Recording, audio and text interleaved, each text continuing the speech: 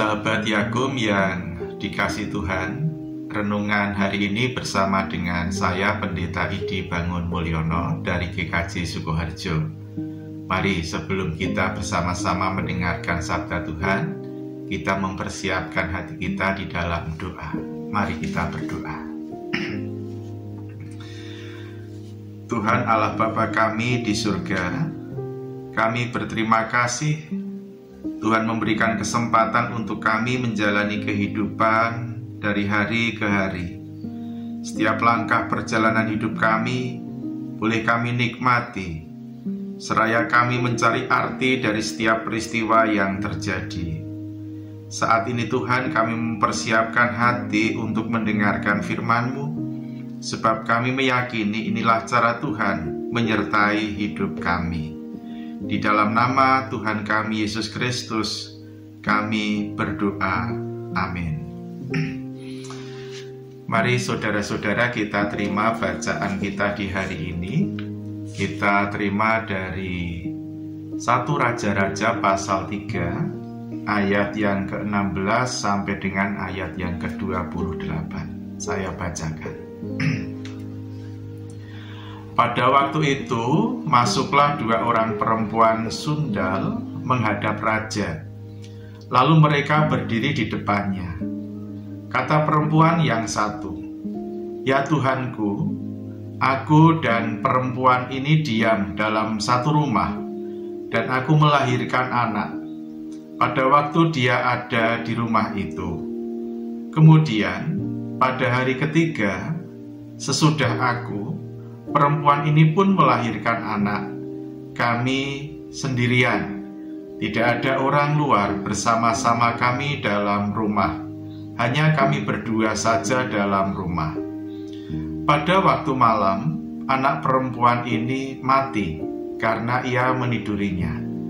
Pada waktu tengah malam, ia bangun, lalu mengambil anakku dari sampingku, sementara hamba-Mu ini tidur. Dibaringkannya anakku itu di pangkuannya, sedang anaknya yang mati itu dibaringkannya di pangkuanku.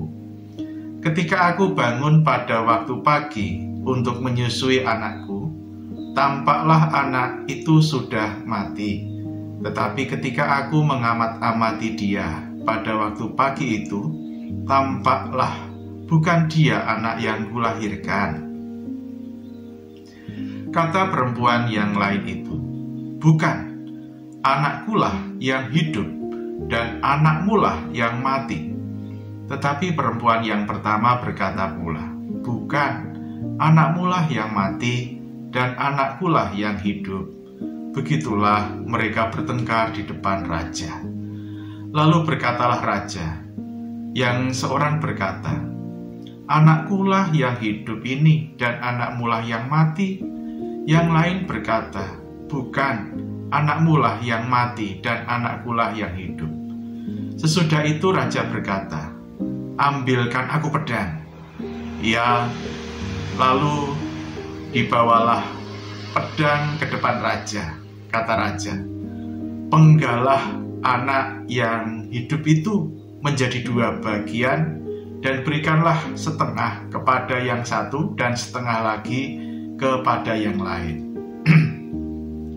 Maka kata perempuan yang mempunyai anak yang hidup itu kepada raja, "Sebab timbullah belas kasihannya terhadap anaknya itu," katanya, "Ya Tuanku, berikanlah kepadanya bayi yang hidup itu. Jangan sekali-kali membunuh dia." Tetapi yang lain itu berkata, "Supaya jangan untukku ataupun untukmu penggala." Tetapi raja menjawab katanya, "Berikanlah kepadanya bayi yang hidup itu. Jangan sekali-kali membunuh dia. Dia itulah ibunya." Ketika seluruh orang Israel mendengar keputusan hukum yang diberikan raja, maka takutlah mereka kepada raja, sebab mereka melihat bahwa hikmat daripada Allah ada dalam hatinya untuk melakukan keadilan. Demikianlah sabda Tuhan. Sahabat Yakum yang dikasihi Tuhan, bacaan kita hari ini itu mungkin sudah seringkali kita dengar. Bahkan sejak kita kecil, cerita tentang Salomo yang bijak lagi cerdas menjadi cerita favorit kita. Kecerdasan Salomo di dalam menyelesaikan sebuah kasus memperlihatkan bahwa dia adalah raja yang adil dan bijaksana. Dua orang perempuan yang memperebutkan seorang anak diselesaikan dengan baik ketika pada waktu itu belum ada alat tes DNA. Namun dapat diketahui yang mana dari kedua perempuan yang berebut bayi itu yang menjadi ibu kandung dari anak yang diperebutkan. Dialah Salomo, raja yang bijaksana. Namun sahabat Yakum, mari kita melihat hal yang lain selain soal perebutan bayi.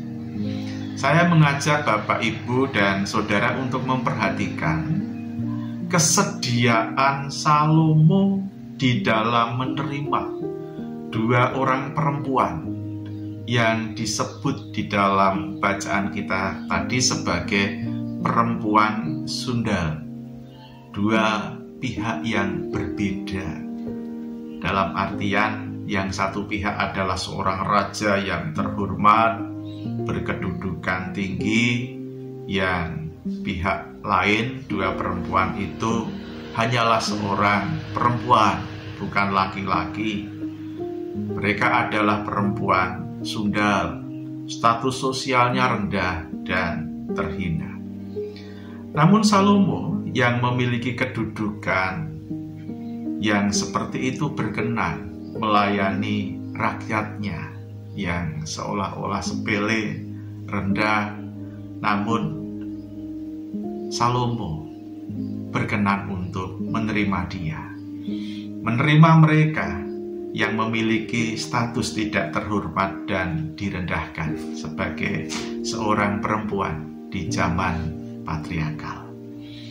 Salomo tidak pilih-pilih di dalam melayani rakyatnya.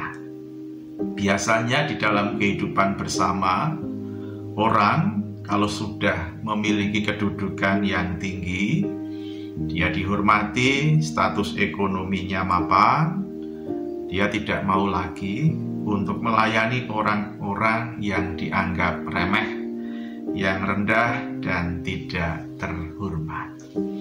Namun Salomo tidak demikian.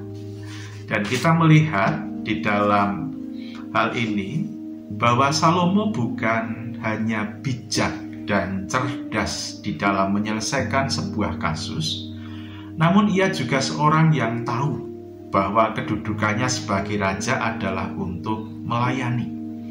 Ia mengenal diri dan tugas serta panggilannya sebagai seorang raja yang harus terbuka terhadap siapa saja yang memerlukan bantuan atas pelayanannya. Ya, sikap rendah hati dan mau melayani, terbuka terhadap orang yang datang minta pertolongan adalah sikap seorang yang bijaksana. Adil itu bukan hanya saat pengambilan keputusan, tetapi adil itu juga dalam kesediaan menerima dan melayani sesama tanpa membeda-bedakan golongan, status sosial, ekonomi, atau kekerabatan. Bapak, Ibu, Saudara, sahabat Yakum dimanapun berada, kita masing-masing memiliki tugas. Tuhan memanggil dan menempatkan kita pada posisi kita saat ini masing-masing. Bahwa keberhasilan kita di dalam menjalankan tugas ternyata tidak semata terlihat dari hasil. Namun juga keberhasilan itu nampak dari cara kita menempatkan dan menyambut orang-orang lain yang ada di sekitar kita. Terlebih orang-orang yang semestinya mendapatkan pelayanan dari kita.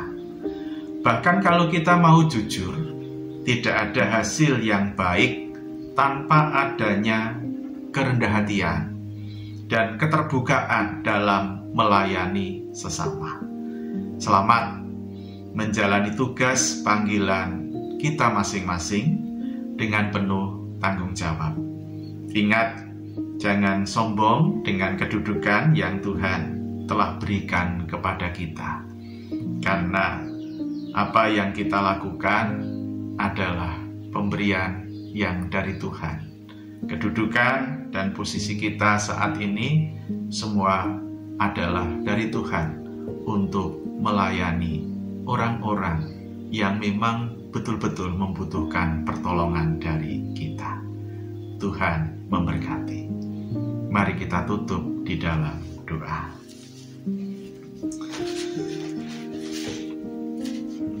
Bapa kami di surga, jadikan kami pribadi yang menjalankan tugas panggilan kami dengan penuh tanggung jawab, agar dengan demikian hidup kami, kecerdasan kami menjadi berguna bagi orang-orang yang ada di sekitar kami.